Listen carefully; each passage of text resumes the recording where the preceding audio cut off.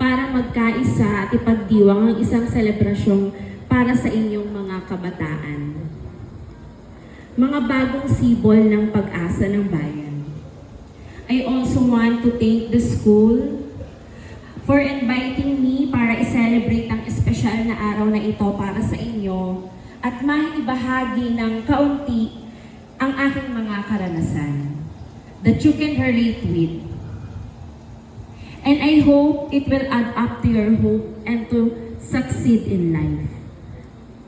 Thank you to my former teachers who truly helped me to reach where I am today. The quote that I said earlier connects with you and this momentum. You would not be here if wasn't for your strong hope.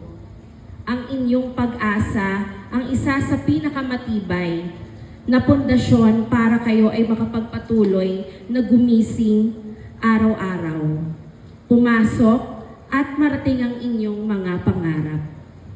Dahil sa inyong pag-asa, nagawa ninyong magkaroon ng lakas, the strength that will always benefit, save you, lead you to what you crave for the life.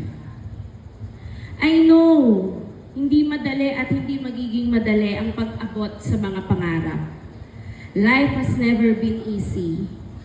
It's like a ride. Marami kang mararamdaman, ma-experience. That is why perseverance is a must.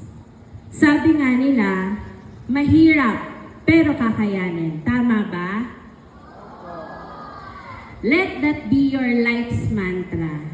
Mahirap, maraming sakripisyo ang kailangang ibigay, maraming gabi ang hindi ninyo maitutulog para magawa ang dapat na gawin, ngunit kakayanin. Piliin natin gawin ang lahat ng ito kahit mahirap, because this will be your road to success. Every one of us has a dreams that we want to fulfill, that we want to reach, that we want to pursue. Reaching those dreams is not easy, based on my own experience. There are many obstacles, challenges, times when you feel like giving up, and times when you ask yourself, itutuloy ko pa ba to? Worth it pa ba ang lahat? And I tell you, that's normal. Normal na minsan mapagod, but always pick yourself up. Hinga. Inhale, exhale, bang! Just like you, I was once a teenager. A teenager who had to endure challenges, who had to slowly face the reality.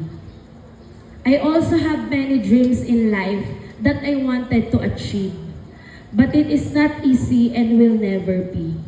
Hindi ako lumaki sa pamilyang mayaman. Hindi ko nakukuha o nabibili lahat ng pangangailangan ko. Hindi ko narating kung nasaan man ako ngayon sa pamamagitan lang ng isang iglap. Maalala ko lang, i-share ko lang din sa inyo, when I was studying here, I also had to face many challenges. Naaalala ko dati, nilalakad ko yung bahay namin from Salisoy hanggang dito para lang makapasok. Hindi ko nagagawang sumakay ng tricycle kasi piso or 2 piso lang yung baon ko before. Kasi kung isasakay ko ng tricycle yon, wala na akong kakainin for recess. It came to a point na wala na akong maisuot na maayos na sapatos. Yung tsinelas na sinusuot ko napipigtas. At dahil wala kaming pambili, gagawan ko lang siya ng paraan. Ang gagawin ko, tatalian ko siya ng goma, and then yun, isusuot ko na siya ulit. Yet, those weren't enough to discourage me. Hindi yun naging sapat para mapigilan ako in reaching what I want to in life. These challenges did not weaken me. Pinalakas pa nila ako lalo. You know, sometimes when you experience life's obstacles, do not think of it as burden. Think of it as a lesson. If you get over with, for sure, may lesson kang matututunan. So once na dumating ulit yung mga ganong problema sa'yo, you know how to solve it. In short, take challenges as building block to strength, your will to strive and have a taste of success. That's why I know that all of you can also reach your dreams. After this day, expect that you need to endure and experience many more life problems and challenges. Pero keep in mind na kaya nyo lahat ng yan. Hindi lang sa pag-aaral, pero pati sa ibang aspeto ng inyong buhay. Marami pang mga problema ang inyong kakaharapin, but with your combined hope, strength, and perseverance, you can get over with this. One day, like me, maikukwento nyo na lang ang mga pinagdaanan nyo. Kayo na ang magbabahagi sa mga future kabataan ng inyong mga karanasan at paano nyo ito nalampasan. There are some values that you need in order for you to succeed in life. If you're sailing on a river, you will need a boat, paddles, food, and more materials. And that's the same in life. You will need values. The first value that I can give to you is faith. Your faith will be your saving grace. Just like what they always say, with God, nothing is impossible.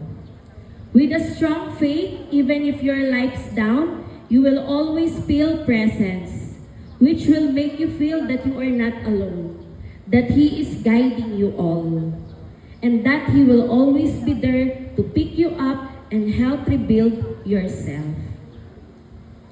Second, embody and put importance on respect. Always remember that it is impossible for you to succeed in life with only just yourself. You will eventually need the help of other people, your parents, your friends, your family, your teachers, your classmates, and people who are important to your life. Along with them, you will always meet another person along the way, and you need to respect them. Respect shall always be reciprocated. Kung alam ninyong rumespeto sa ibang tao, then you can expect to receive that respect back. In life, nothing will never be easy like what I've said. Walang nagsisimulang nasa tuktok. Walang nagsisimulang nasa tuktok agad, and at the same time, walang nasa tuktok na hindi naghirap. You will always need to start from the very bottom and just keep on going and just keep on giving and doing your best. And rest assured, you will then rise to the very top. There will come a time when you feel successful. You will see the shine inside of you. And you will congratulate yourself. Maaaring malayo pa, pero malayo na. Life is a book, and you will be the author. It is always your choice how to write every chapter of your book. And a book with a story is not just always about good things. It is also about not so good things that you can always turn into your ladder of success. With the timely theme of your graduation, henerasyon ng pagkakaisa, kaagapay sa bagong Pilipinas, always keep in mind that your success is not just for you to indulge. Rather, it is a sign for you to do better as a citizen of this country. Achieving success requires talent, and lahat kayo ay mayroon nun. What you need to do is use that for betterment of our country.